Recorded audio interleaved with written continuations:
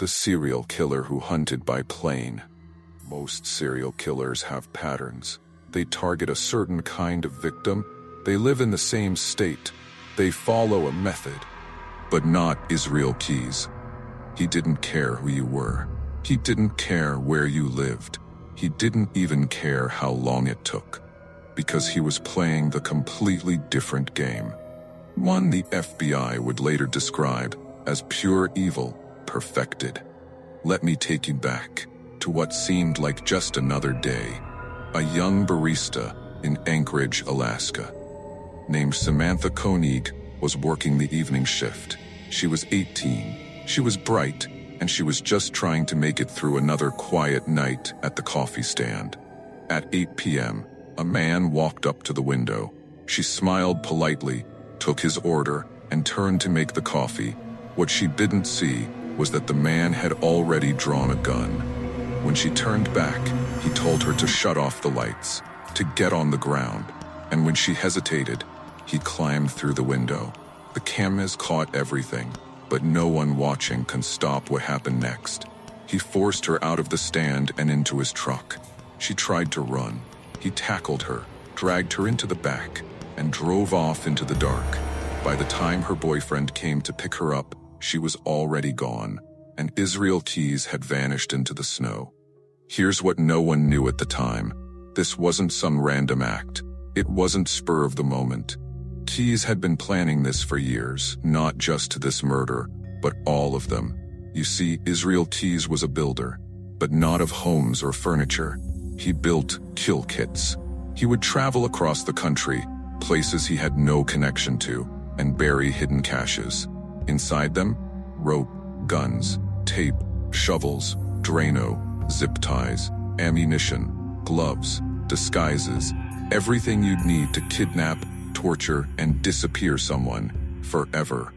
He'd then fly back home and wait, sometimes for months, sometimes for years, until one day, when the craving came back, he'd hop on a plane, pick a victim at random, dig up the kit, and kill.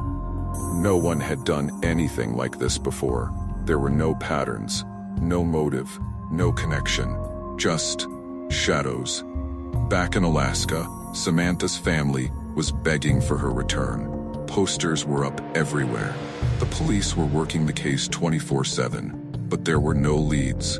Until one day, her boyfriend received a text from Samantha's phone. It said she was alive, and it gave instructions. Go to a local park, check under the memorial poster. He did. What he found was a photo. It showed Samantha, her eyes open, her hair neatly braided, a copy of the newspaper next to her, proving the date. Attached was a note demanding $30,000. Her family thought she might still be alive. But here's the truth. Samantha had already been dead for weeks. When Israel Keyes kidnapped her, he brought her back to his home, tied her up in his shed, raped her, then strangled her to death. After that, he went on a cruise with his family, a vacation, just days after taking her life. When he came back, he dug up her body, defrosted it, braided her hair, applied makeup, staged the photo, and wired her limbs with fishing line, so she'd appear lifelike in the image. That's the level of control he needed. Even in death, she was just another piece in his performance. The ransom was paid. Keyes withdrew the money in pieces. $500 here, $600 there, across different states. That's what finally led to his arrest. Police noticed one ATM withdrawal in Arizona, far from Alaska. A white rental car had been seen nearby, and inside that car was Israel Keyes. They pulled him over, and in the vehicle, they found Samantha's phone and her debit card. The game was over, or so they thought. Now in custody, Keyes didn't beg, didn't cry, didn't even resist. He just talked, and what he revealed was worse than anything they could have imagined. He told them that Samantha was just the latest. There were others. He'd murdered a couple in Vermont, Bill and Lorraine Currier, who had no enemies and no reason to be targeted. He broke into their house in the middle of the night, tied them up, dragged them to an abandoned farmhouse, killed Bill first, then raped and murdered Lorraine. He disposed of their bodies so well, they were never found. The kicker, he had buried the kill kit for that exact crime 2 years earlier. 2 years. He said it was just a matter of time. Keyes confessed to at least 11 murders. But the FBI believes the number is much higher, because he burned all the evidence, destroyed his hard drives, and only gave partial confessions. He didn't want fame. He didn't want a Netflix documentary. He just wanted control. Even in prison, he played games, drawing pictures of skulls, writing cryptic notes, refusing to give full names of his victims. He left hints, and then took them back. And then, one morning in 2012, Israel Keyes was found in his jail cell, dead. He had slit his wrists and strangled himself with bedsheets. A final act of control. He left behind 12 pages of drawings, skulls, demons, and one final message: we are one. Story 2. Ed Gein, the butcher of Plainfield. They thought he was harmless, just a quiet man in a small Wisconsin town. A little strange, sure. But no one really paid attention.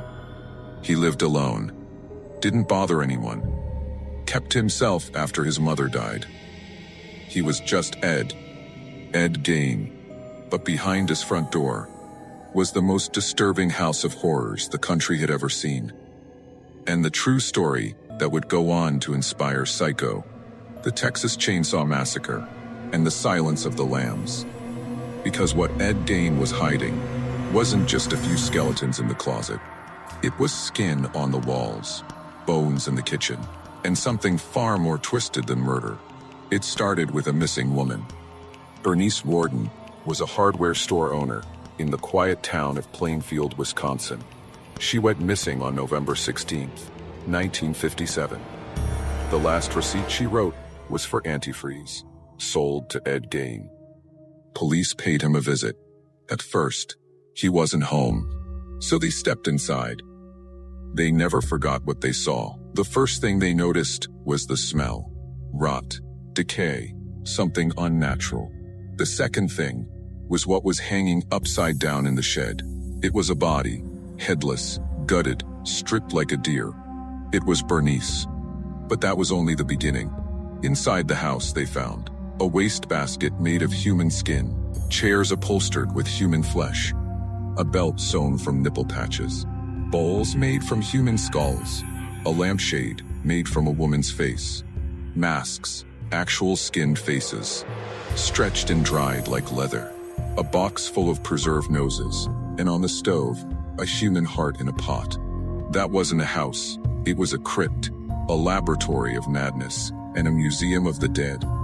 When they found Ed, he didn't run, he didn't cry, he didn't even blink. He confessed with a blank face, like he was explaining how to make toast. Here's the part no one was prepared for. Ed didn't just kill, he collected. After his mother died, something inside him snapped. He was obsessed with her. Agnes Dean was strict, religious, and controlling. She taught Ed that women were evil, that sex was sin, that the world was wicked and must be punished.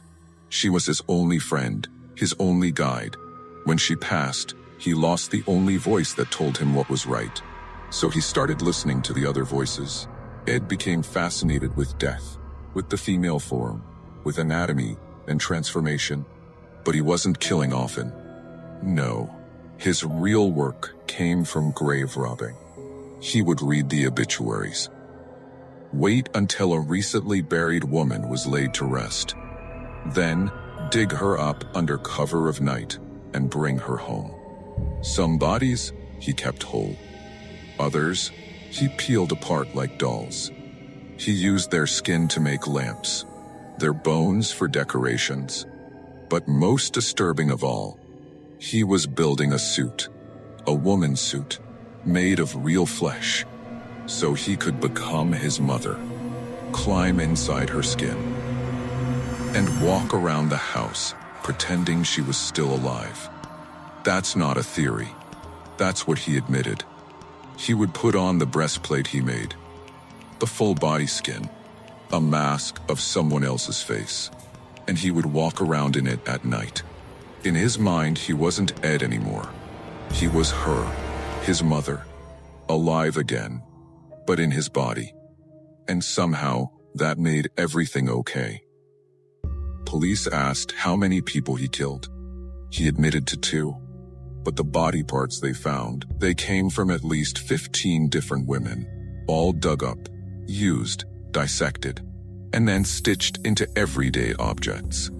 Can you imagine? Sitting in a chair made of someone's thighs, turning on a lamp shaded by a real face, eating off plates next to skulls? And Ed thought it was all normal. He kept his mother's room exactly as she left it, spotless, untouched, like a shrine. The rest of the house looked like a battlefield. Rotting food, jars of organs, strips of flesh drying on coat hangers. But her room, clean. That was sacred ground. Because in Ed's mind, everything he did was to honor her. They found books on anatomy, Nazi medical experiments, cannibalism, black magic. He had been studying this for years. In court, they ruled him insane. He was sent to a mental institution, where he remained until he died of cancer in 1984. He never expressed guilt, never asked for forgiveness, never explained the full story. But the evidence spoke for itself. What makes Ed Gein different from other serial killers wasn't how many people he murdered. It was what he did with the dead. There was no pleasure in the kill, only obsession in the aftermath. He didn't want to end lives. He wanted to reconstruct them, to craft, to create, to bring something back that never should have returned. Years later, when writers and filmmakers heard the story, they didn't believe it was real. Because how could it be a real man wearing other people's faces, making furniture out of flesh, sleeping next to human remains like they were stuffed animals? But it was real. Every nightmare you've seen in movies. The mask in Texas Chainsaw, the skin suit in Silence of the Lambs, the mother fixation in Psycho, all of it came from one man, a quiet farmer in a small town that no one ever suspected.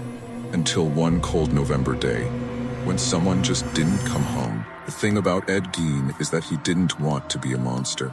He wanted to be his mother's good boy, to keep her close, to be her. But in trying to do that, he became something much worse.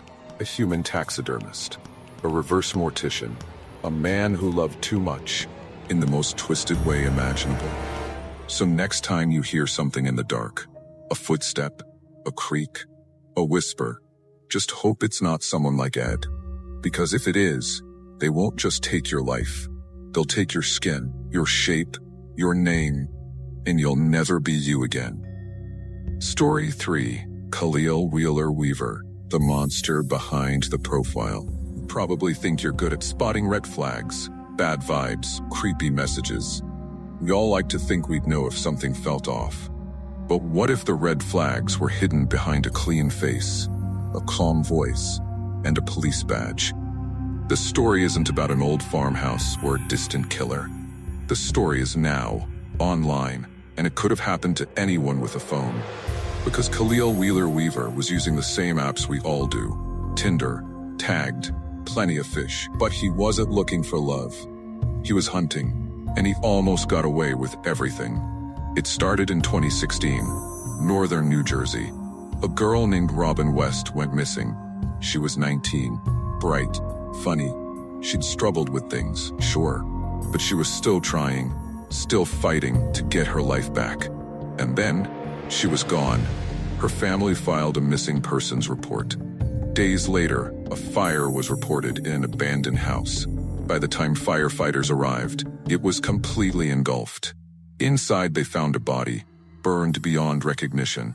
It was Robin. She'd been strangled, set on fire, and left in an abandoned building like she didn't matter. There were no suspects, no evidence, but Khalil was already planning his next move. He didn't look like a killer. He was clean-cut, soft-spoken, wore button-ups. And here's the real kicker. He was training to be a cop. He came from a respected family. His uncle was a detective. He lived in a quiet neighborhood. No one suspected him, and that's exactly what made him dangerous. Next came Joanne Brown, a 33-year-old woman he met online. He messaged her, flirted a little, offered a ride. She accepted. She was never seen alive again. Her body was later discovered on the side of a road, bound with duct tape, face down, with a plastic bag still over her head, strangled, just like Robin. But again, there were no witnesses, no camera footage, just a ghost moving through dating apps and deleting his tracks. Then came Tiffany Taylor. She was 34, and she almost became another body. But this time, the monster got sloppy. Tiffany had been through a lot in her life. She was tough, street smart, not easy to fool. But one night, she met Khalil through a dating app. He introduced himself under a fake name, said he was a businessman. She agreed to meet him, but instantly, something felt off. The car ride was too quiet. He kept looking at her, like he wasn't seeing a person, but a plan. They stopped at a motel. That's when he snapped. He punched her, tried to tie her up, threatened her life. But Tiffany fought back. Kicked, screamed, bit him. He panicked, tried to drag her, but she got out, ran. She survived, and that would be his biggest mistake. Tiffany didn't stay quiet.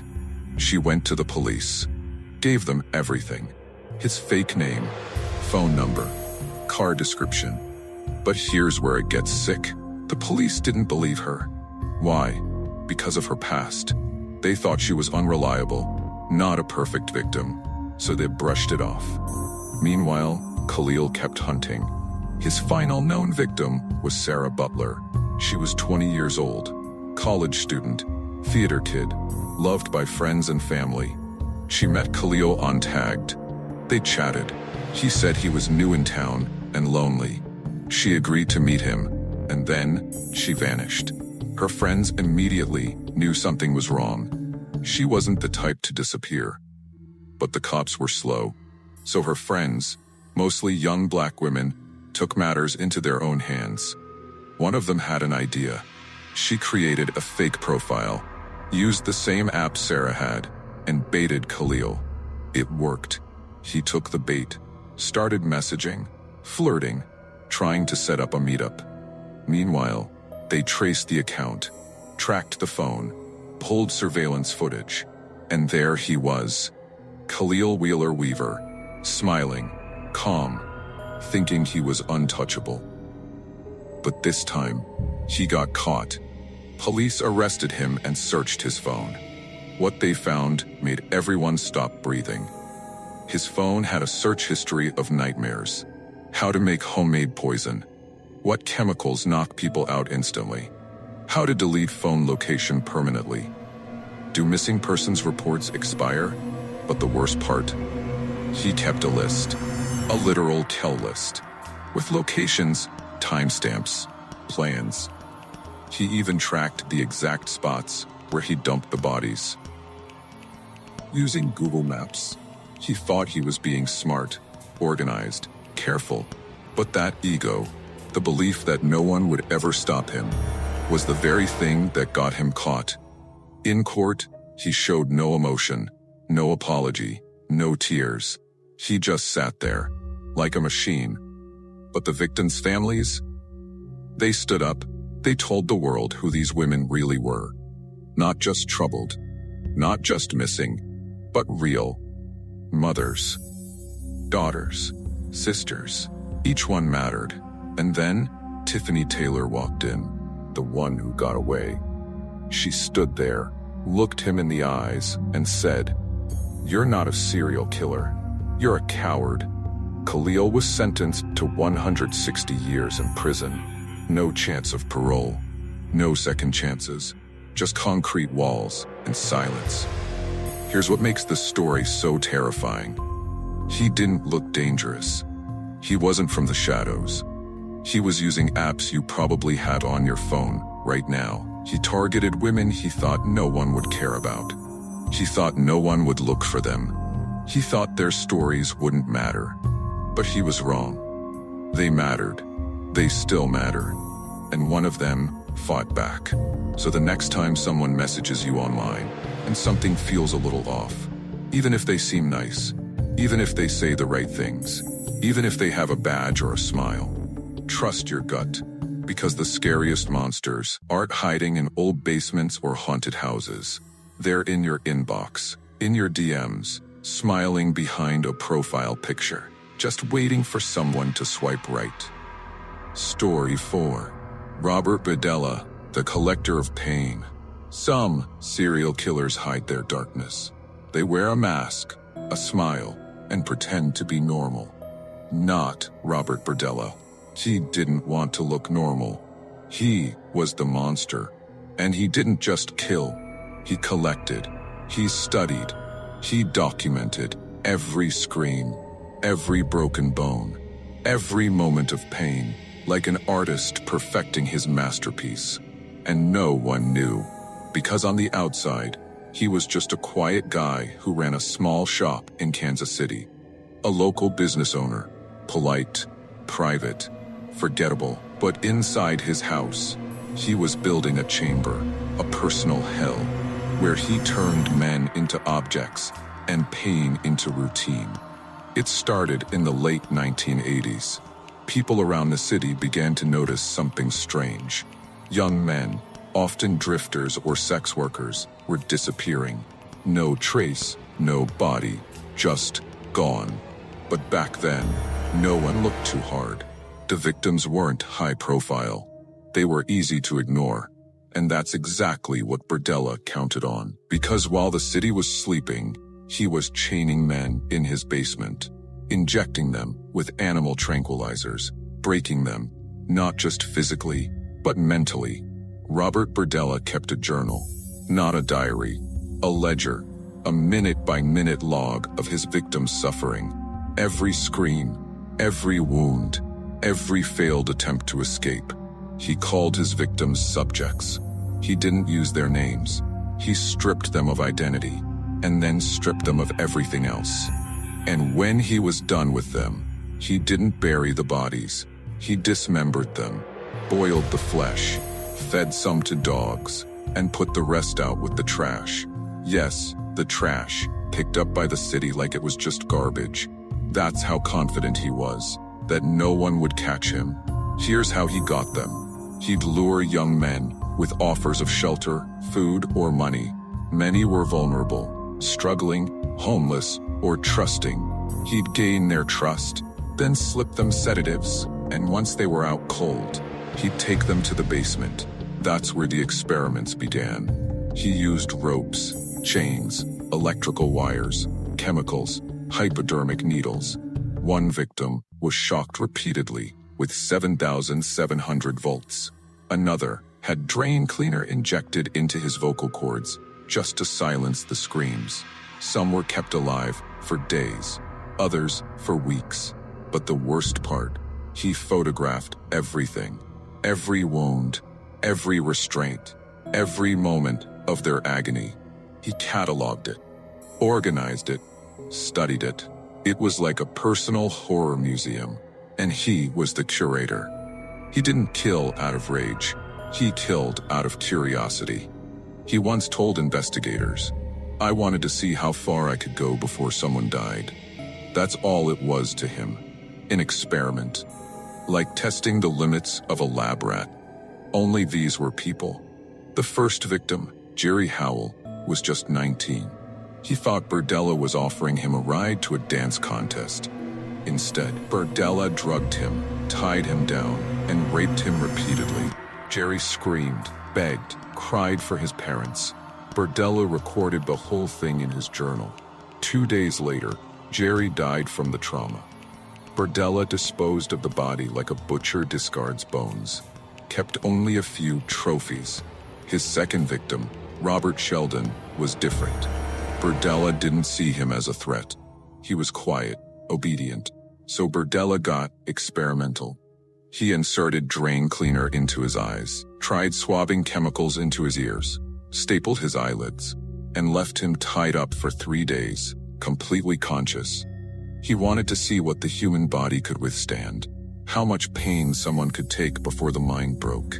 And when Robert finally died, Berdella cleaned up, logged the results, and moved on to the next. Each victim was given a code name in Berdella's notes. He reduced them to numbers, wrote things like, Subject 3, Day 2, refuses food, applied bleach to open sores.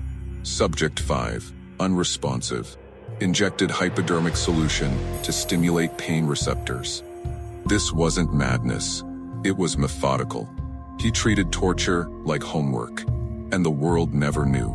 Because on the surface, Berdella was just a weird guy who sold odd antiques and skull replicas. He donated to local charities, went to art shows, kept his yard neat. He even called the police once on someone else, because he knew the best place to hide is in plain sight. So how did he finally get caught? It wasn't an investigation. It wasn't forensics. It was one man who escaped. April 1988. A young man named Chris Bryson was lured into Berdella's house. The same routine. Drugged, chained, tortured. But Chris wasn't like the others. He was patient, smart, and desperate to survive. After being kept for days, beaten, violated, nearly broken, he waited for the right moment. When Berdella went upstairs, Chris managed to burn through the ropes using a match Berdella accidentally left behind. He broke a window, leapt out, naked, bleeding, with a dog collar still around his neck. He ran to the nearest house, begged for help, and told the police everything. When they entered Berdella's house, even the most hardened officers couldn't believe what they saw. Bloodstains, Polaroids, chains on the walls, a stained mattress, a TV set in front of the torture area, where Berdella would watch cartoons while his victims screamed, and boxes full of journals, photographs, human remains. There was no doubt they had found a serial killer. But worse than that, they had found a sadist with a system. He was charged with multiple murders, faced the death penalty. But Berdella took a deal. He confessed to everything to avoid execution. He detailed each kill, each torture, each body part. The interviews lasted for hours, and he showed zero remorse. Just smirks, shrugs, and sentences like, he was already broken. I didn't see the point in keeping him. Robert Berdella died in 1992 from a heart attack in prison. No ceremony, no final words, just a quiet ending to a lifetime of screams. To this day, there are still photos and evidence that have never been released to the public. Too graphic, too horrifying, too real. And even now, investigators wonder if the journals were complete. If maybe, just maybe, there were more victims, ones who were never reported missing. Because if you were young, struggling and alone in Kansas City during the 80s, there was a chance you were on the list. So what makes Berdella the worst of them all? Not just that he killed, but how he killed. The obsession, the documentation, the slow, deliberate unraveling of a human being turned into an object, a note in a journal, a picture in a box. This wasn't murder, it was erasure of identity, of dignity, of life. So next time someone seems too friendly, too helpful, too normal, ask yourself, what are they hiding? Because monsters don't always look like monsters. Sometimes they're collectors. And you're just another entry waiting to be written down.